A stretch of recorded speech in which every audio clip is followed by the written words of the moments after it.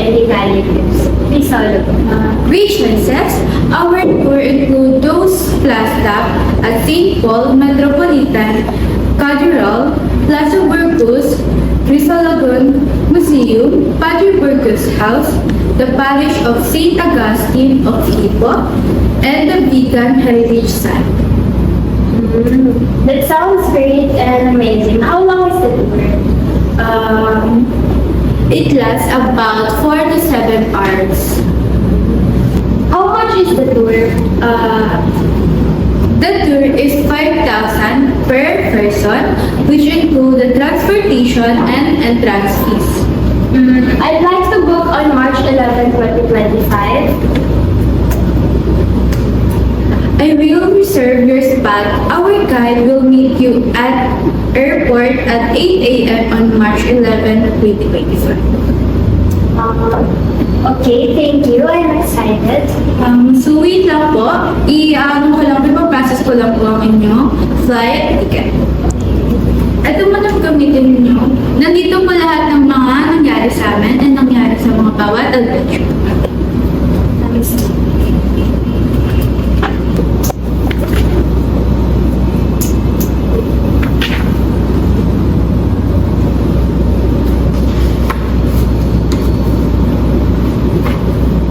Hello ma'am. So ito na po yung flight ticket niyo for March 11. And also ito po yung itinerary niyo po. Lahat ng schedule nandito for 4 days and 3 nights. Okay, thank you so much. Welcome po. Thank you. Have a nice day mo. Thank you. You too.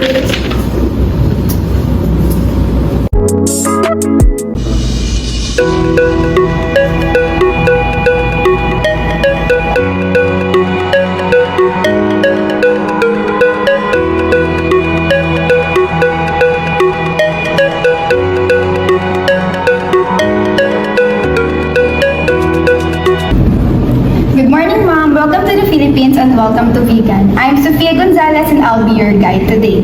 I hope you had a comfortable flight. We'll take it easy today, don't worry. So let's get ready for a relaxing tour here in the beautiful city of Vegan. We will be traveling at your hotel at Hotel Salcedo de Vegan. Driving for us is Kuya Robert, one of our trusted drivers. So, Ma'am, welcome to Hotel Salcedo de Vegan. We've arranged 4 days and 3 nights for your stay. So here's our key card. And here's our itinerary for the whole stay. So you will be guided on our time and places to go every day. If you have any concern, my contact number is included in the form. Thank you so much. You can take a rest for a while and I'll meet you at the lobby at 9:30 a.m. for our first destination at Pagbunarian Beer Factory. Thank you. Thank you. Ma'am, let me help you with your luggage.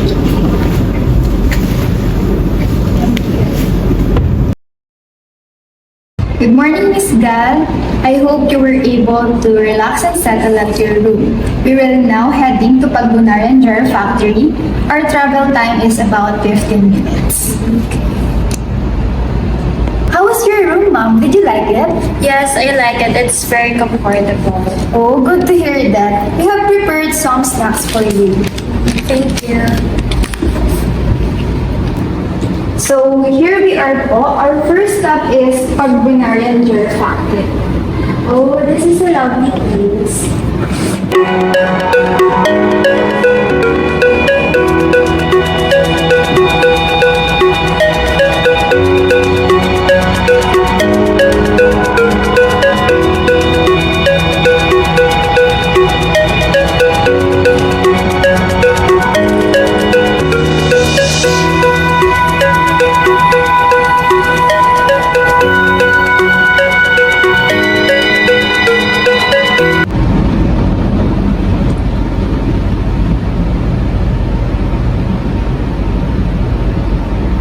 So yun, as you can see, nag-add siya ng water para mahulima yung battery. May machine din yan para umikot. Para mas kadalasan nilang ginagawa. Yes. So if you're gonna ask bakit siya kailangan ng water and paano siya tumitigas, ina-oven siya like 900 to 1,000 Celsius para pag lumabas siya, matibay na siya and matigas. Ganyan lang naman yung paggawa niya. And nagpo-form lang siya ng iba't ibang shape na pattern.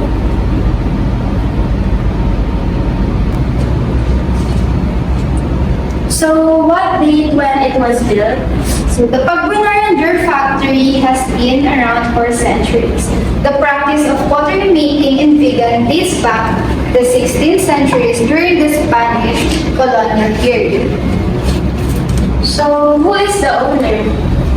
The owner of the Pagbunaran Dur factory is Panglinan family. So the factory has been passed down through generation of the family and they continue to produce traditional pottery including the famous Burnay jar. So ito siya. Okay. So, ito yung tips. Yes. Nakita naman natin kung paano siya ginawa. And nakaka-amaze talaga, no? Yeah, parang madali lang po siya gawin, pero pag ikaw po yung nandun mismo, sobrang hirap niya. Pero pwede niyo po i-try if you want. Okay. I should try.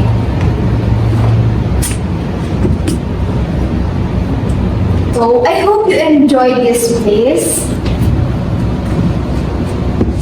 You can buy any of the pieces here. I have asked the manager to give us discount. Oh, I love that. That's really good na pag-bigay ka ng pasalubong sa relatives. 11 a.m. we'll be heading to the Majestic for our lunch. So, I hope you love that. I think so, and We'll be heading to Old Soul Bar and Beans for our lunch.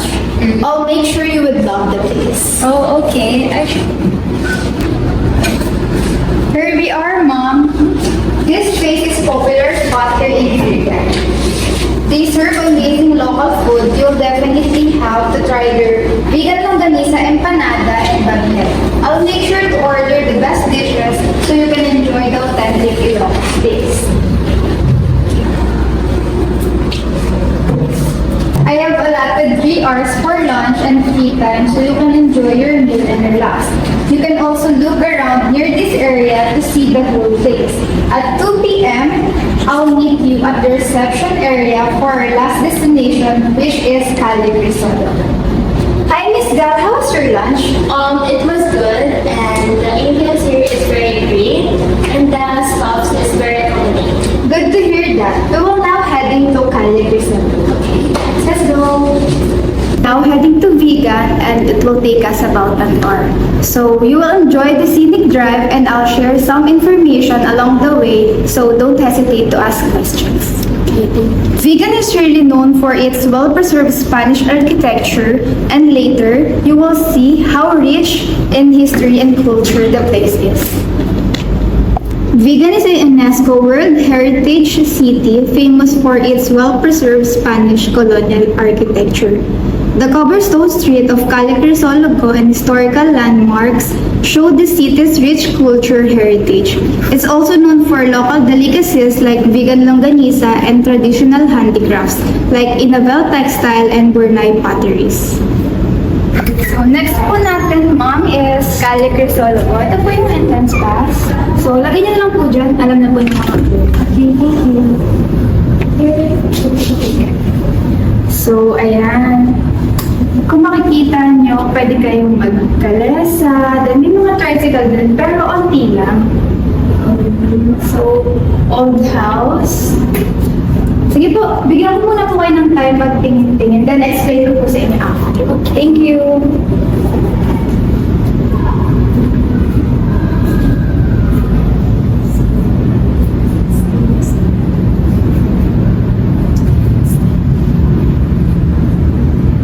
So, this is the one famous spot in Vigan, and nasa heart talaga siya ng Vigan. So, can I ask, bakit siya yung pinakatinawag na heart like sa Vigan? Kasi sa unique places niya and sa history niya. Pero later, itatangal ko naman yung history niya. So, wait lang. Okay.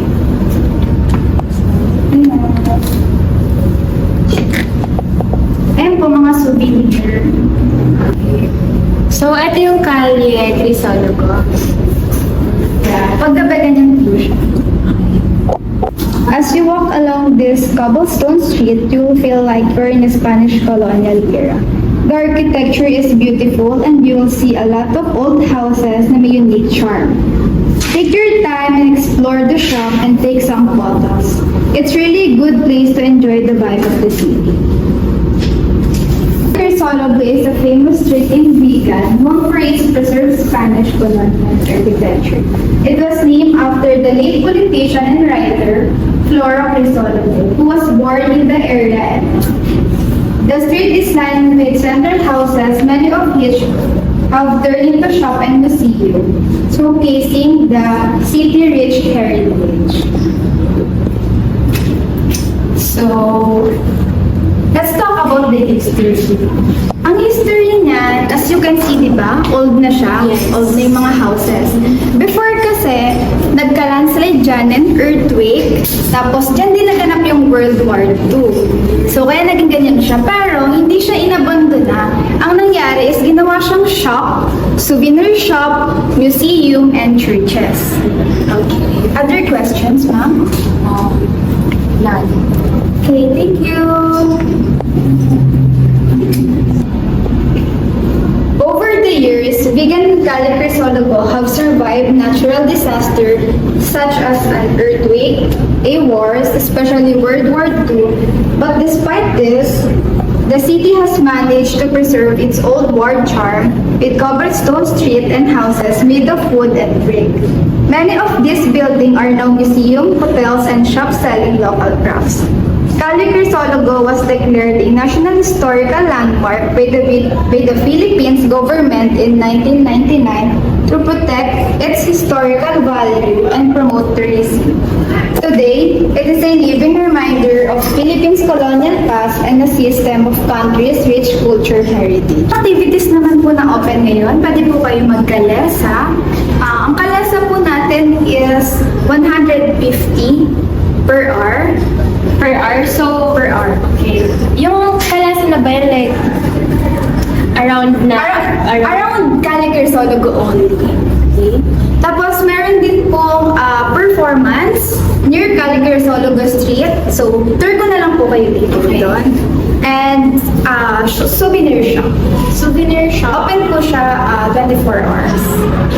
In the afternoon, I'll pick up you at the entrance at 6:30 p.m. so you can return to the hotel for your dinner and rest after. Thank you.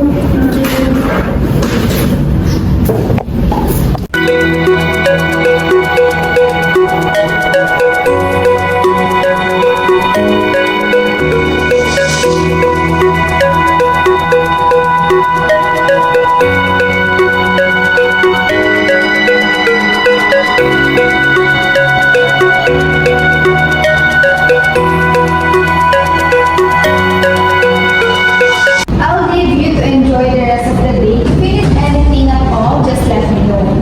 I hope you're having a great time so far. I'm here to make sure in Vegan you're relaxing and enjoyable as possible. So don't hesitate to ask if you have any questions. Thank you so much. Thank you then for accommodating me. Thank you. Thank you. Bye. Hello, this is Maya. I'm your tour guide for today. Ma'am, asan na po kayo? Kasi po 11 o'clock po aalis yung bus and wala pa rin po kayo sa lobby. Hello? I'm sorry. May emergency kasi dito sa work ko and malilate ako.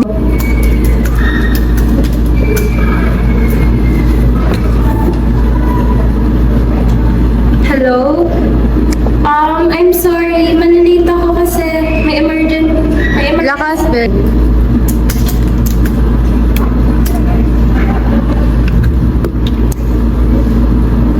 Hello? I'm sorry. Malilate ako kasi may emergency sa work ko and kailangan ko itong tapusin before ako manda dyan. Okay, thank you. Okay po. I'm gonna call na lang po yung tour operator para po i-ask if pwede pong ma-delay dun sa pupuntahan po ng destination. Thank you.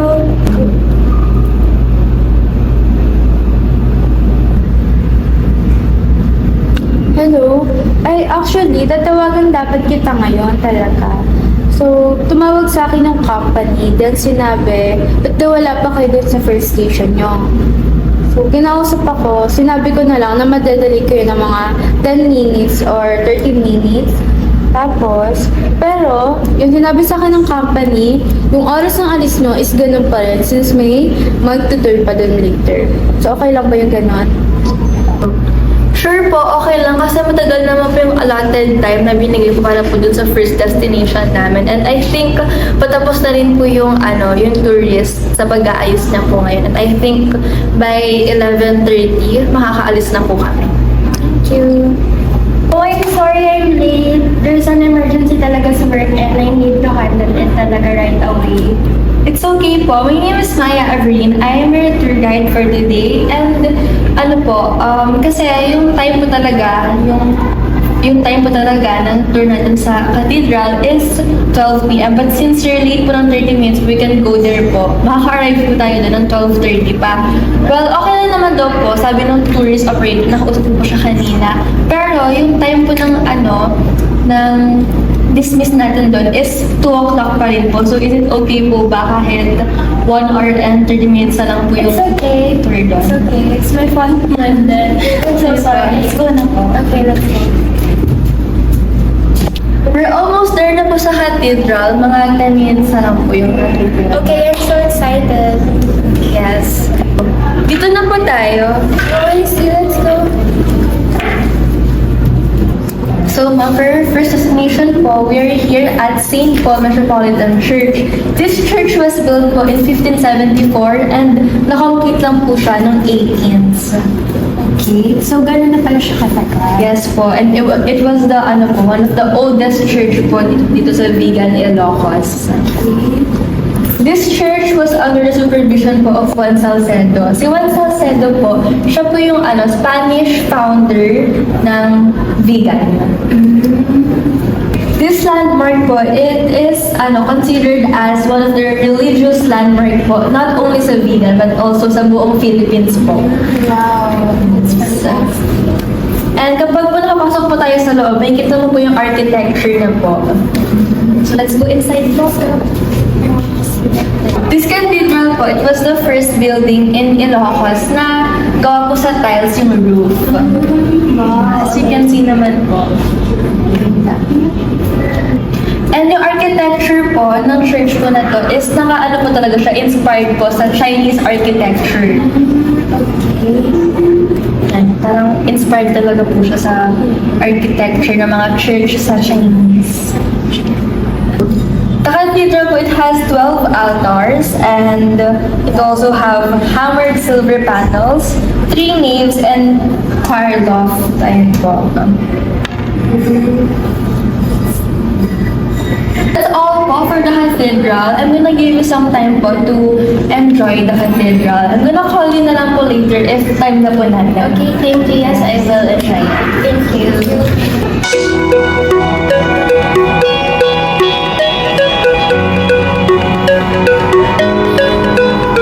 Hi, Miss Anne. It's already 2 p.m. na po. We're about to head to our second destination. Let's go. Let's go. For our next destination po, we're about to head to Plaza Burgos and it's only 30 minutes away po here from the cathedral. Okay. Ma'am, we're here na po. Okay, let's go.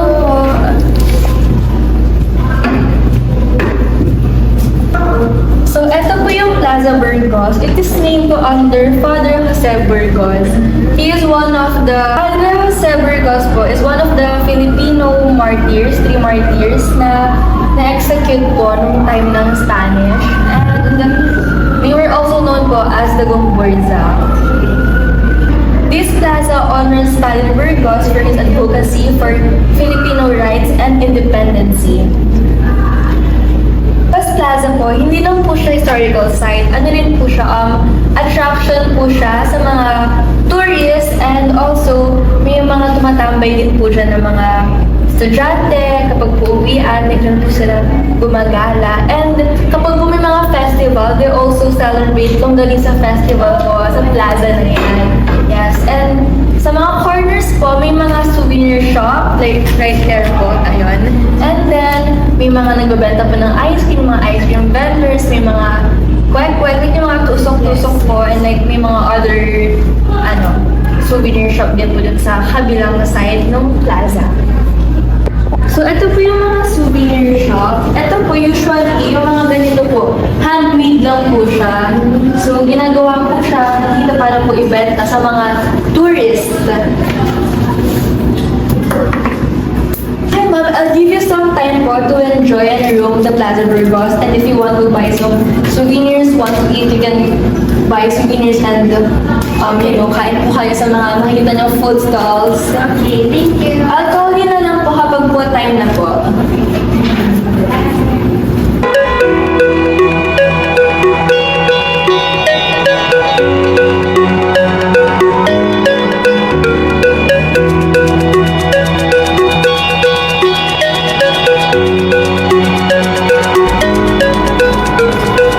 Hi ma'am, it's already 4 o'clock po. Time na po for our next destination. Oh, okay, let's go. Let's go po. For our last destination po, we will go to Crisologo Museum. It is only 15 minutes away po from here sa Plaza Burgos. Okay ma'am, we're here na po. Dun po tayo. Okay, Let's go po.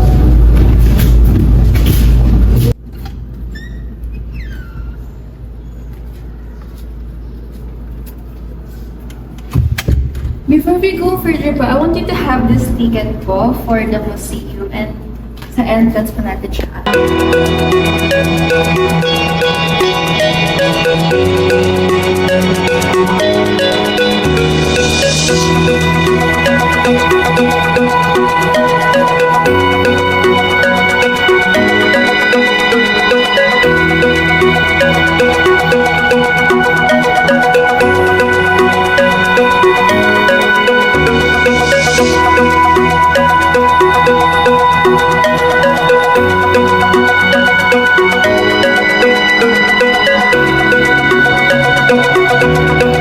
So, the Crisologo Museum po, it is originally an ancestral house owned by the Crisologos.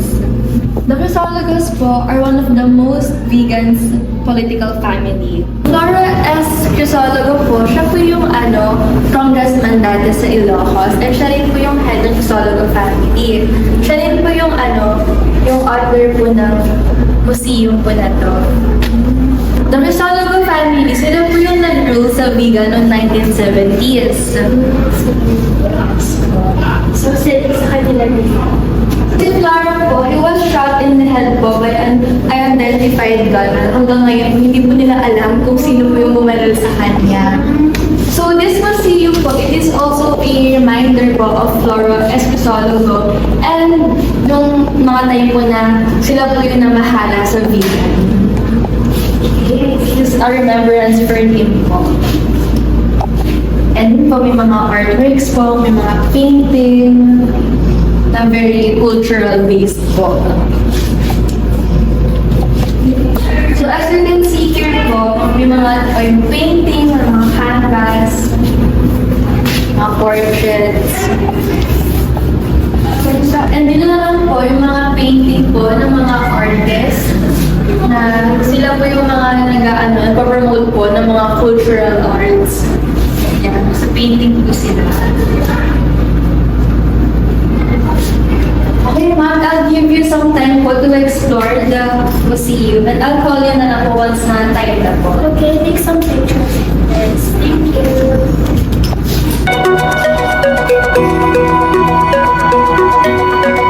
Okay, well, the time is over na po kasi it's already 5:30 p.m. and 6 p.m. po yung closing ng museum. So, we should head back. Okay, So, ma'am, that's all for today's itinerary. I hope you enjoyed all the destination po. Once again, my name is Maya Avrin Pihera, your tourist guide for today. Oh, thank you so much for accommodating me sa lahat ng naging natin tour na yun. And I really hope na magkita tayo ulit. And Yes. I will go back. Yeah, here. hopefully you'll go back po. Yes. Thank you po. Thank you, Bella. Thank you so much. Hi, excuse me, ma'am. Are you Miss Gallardo? Yes. Hi, good morning. I'm Sandy, your tour guide for today. Nice to meet Nice you. to meet you too. How are you? I'm good. Okay, that's good. Here's your itinerary, ma'am. Okay. So, pupunta tayo almost 10 a.m. na. Mag-open na siya ng 9 a.m. So, let's go to Padre Burgos' house. Are you ready na, ma'am? Yes, I'm ready. Okay, let's go. So, hi, Miss Gallardo. Are you settled na? Yes. So, ma'am, mabilis lang yung biyahe natin since 3 to 5 minutes lang yung biyahe. So, you can take, you can eat a snack muna, drink water, or mag-retouch. Do your Okay. thing, ma'am. Okay. Are you comfortable? Yes, I'm comfortable. Okay, thank you. Miss Gallardo, ayun no, can you see Padre Burgos' house? Oh, I see. So, we're already here, ma'am. So, are you ready na? Yes, I'm ready. Okay, come on, let's go. Let's go.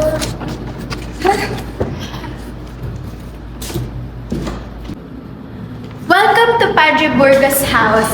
This house is also known as the Museo Padre Burgos. This ancestral house is one of the most important historical landmarks in Vigan. It was the birthplace of Father Jose Burgos, one of the 3 Martyrite priests, Gomburza, who fought for the rights of the Filipino clergy during the Spanish colonial period. So, take a look at this, ma'am. Ganda, no? Very, historical look. Today, this house serves as a museum under the care of the National Museum of the Philippines, showcasing the rich history and culture of Ilocos Sur. Let's begin our tour and step back in time to explore the legacy of Padre Burgos and the Ilocos heritage. Let's go, ma'am!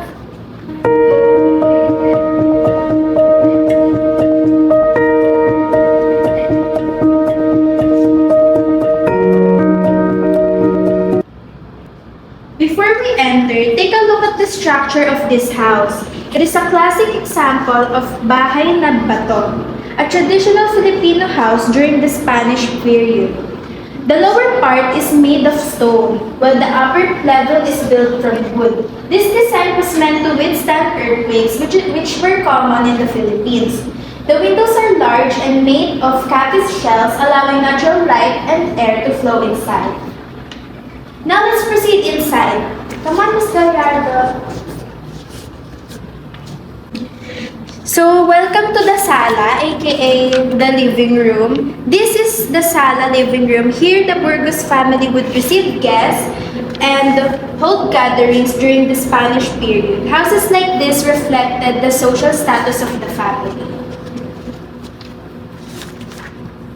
You see, such as the wooden chairs with intricate carvings. So, the furnitures you see, such as the wooden chairs with intricate carvings, the grand piano, and the antique lamps are typically of well-off Filipino families in the 19th century.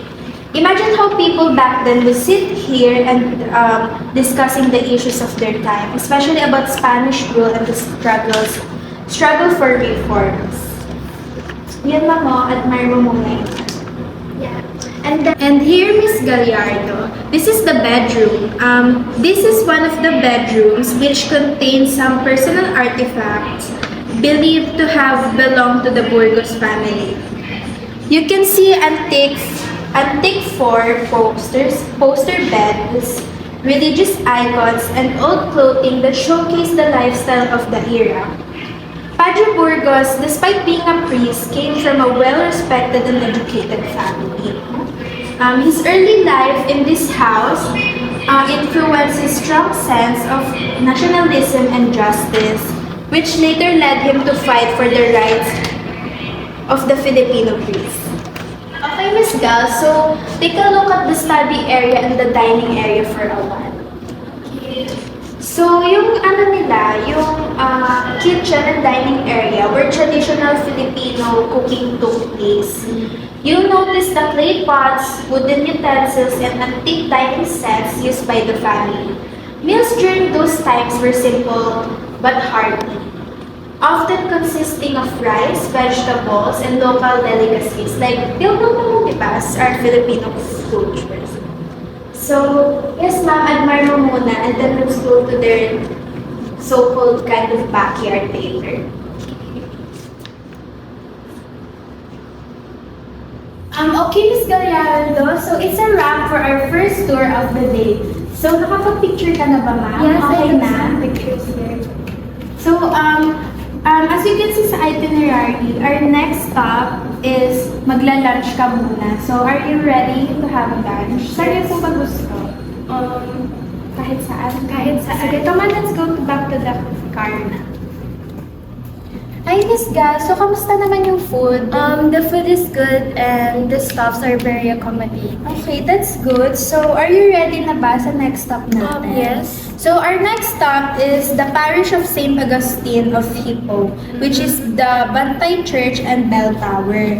So, from here sa restaurant, it's 20 minutes lang yung biyahe natin. So, you could rest muna, retouch ka muna, or idlip ka. So, yeah. So, as you can see, here's the church na, ma'am. Are you ready na? Okay, come on, let's go.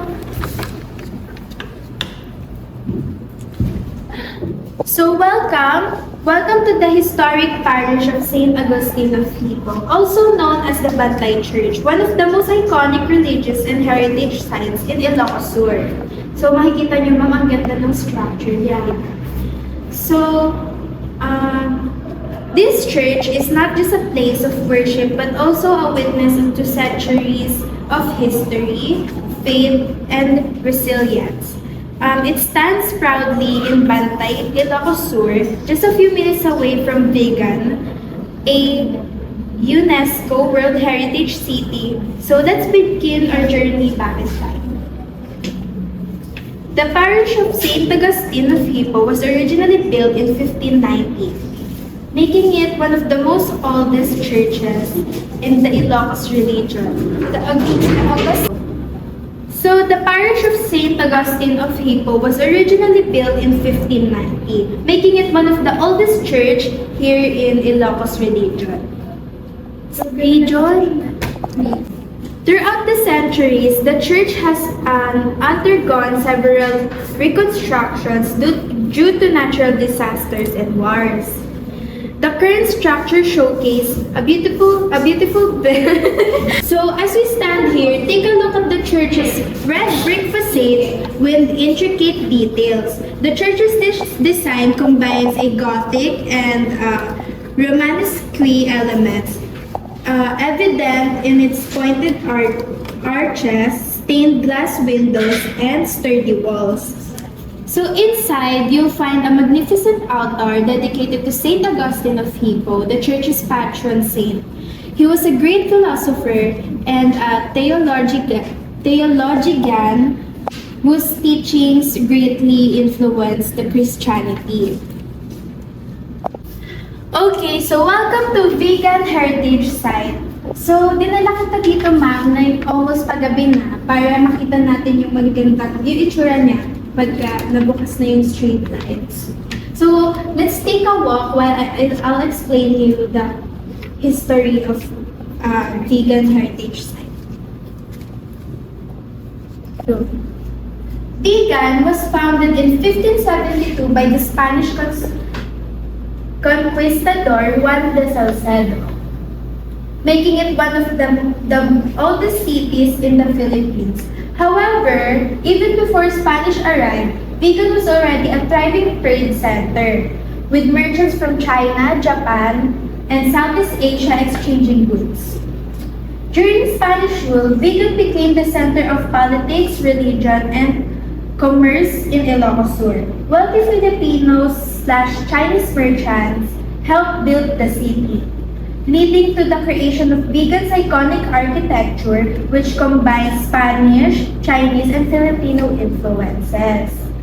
Recognizing its historical and cultural value, UNESCO declared Vigan a World Heritage Site in 1999 today. Today, it stands as a living museum of the country's colonial past, attracting visitors from all over the world.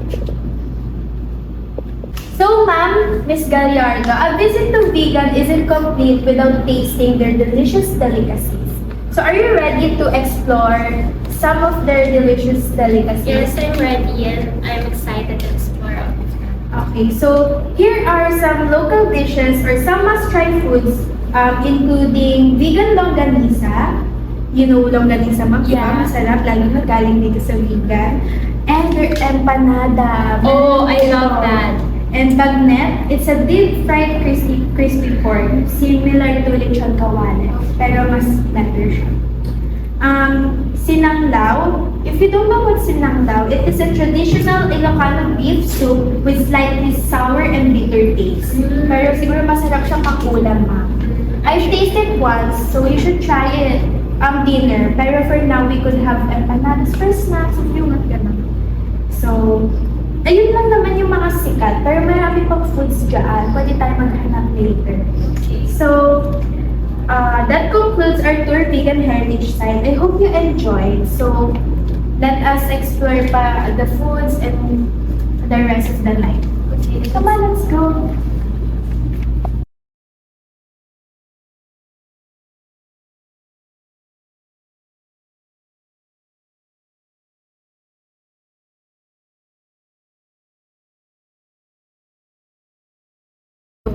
Okay, Miss Gallardo, I have a great day, great time.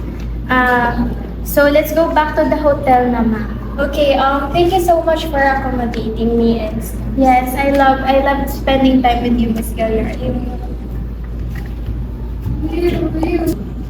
Okay, Miss Gallardo, malapit na tayo sa hotel mo. So, nice meeting you again. Oh, nice meeting you too.